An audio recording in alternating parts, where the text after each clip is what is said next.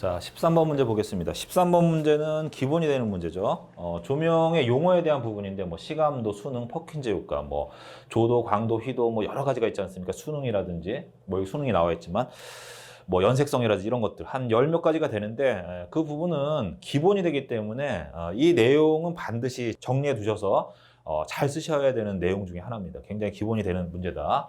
자, 조명은요, 그 출제 비중이 한 10% 정도 되거든요. 해당 3문제에서 4문제 정도 출제가 되고 있습니다. 그래서 이 조명과 관련해서 이제 기본 용어에 대한 그 문제가 나왔다라고 반드시 맞추셔야 되고요. 또 기본 용어를 알아야지만 조명에 대한 개념을 우리가 그 정리하고 이해를 하실 수가 있는 겁니다.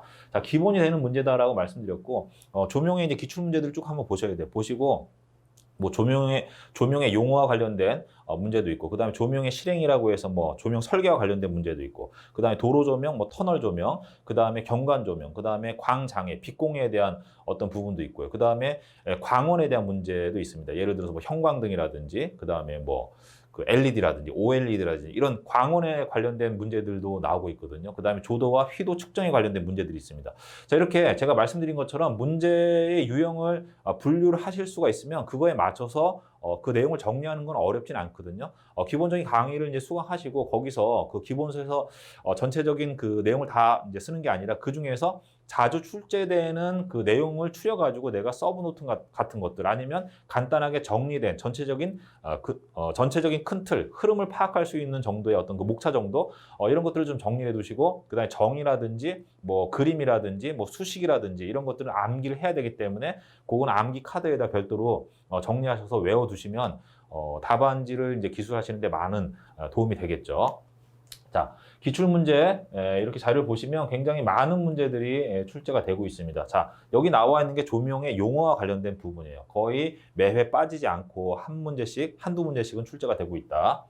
이렇게 보시면 되고요. 뭐 시감도라든지 뭐 수능이라든지 그다음에 뭐 퍼킨즈 효과라든지 이런 것들은 제가 기본 강의 때 많이 말씀을 드린 거기 때문에 문제 해설에서는 그것까지 제가 설명드리지 않겠습니다. 전체 어떤 흐름들, 그다음에 앞으로 우리가 어떤 부분을 어떻게 이제 집중해서 공부할 것인가에 대한 어떤 그 수험 방향, 그다음에 효율적인 공부 방법 뭐 이런 것들에 초점을 맞춰서 제가 해설을 해 나가겠습니다.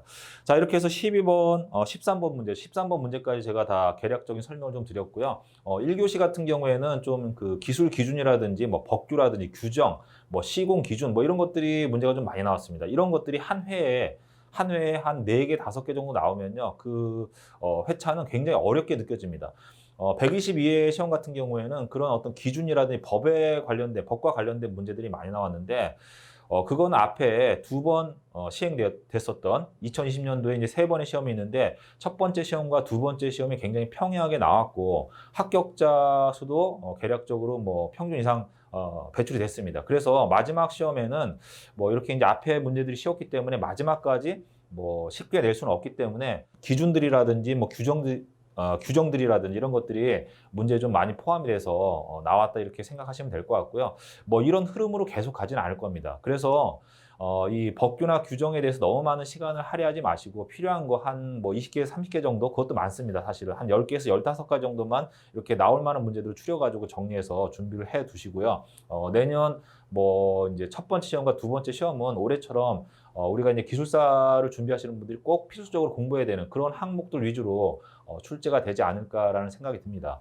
자, 이렇게 해서 1교시 전체적인 흐름에 대해서 말씀을 드렸고요. 1교시 같은 경우에는 뭐 한 8문제 정도만 정확하게 쓰시면 되기 때문에 뭐 너무 이제 스트레스 받지 마시고 내가 이제 아는 문제가 적게 나왔다고 해서 너무 스트레스 받지 마시고 공부하는 그 흐름대로 해서 순차적으로 자기의 실력에 맞춰서 조금씩 그 분량을 범위를 넓혀가는 형태로 준비를 하시면 될 것 같습니다.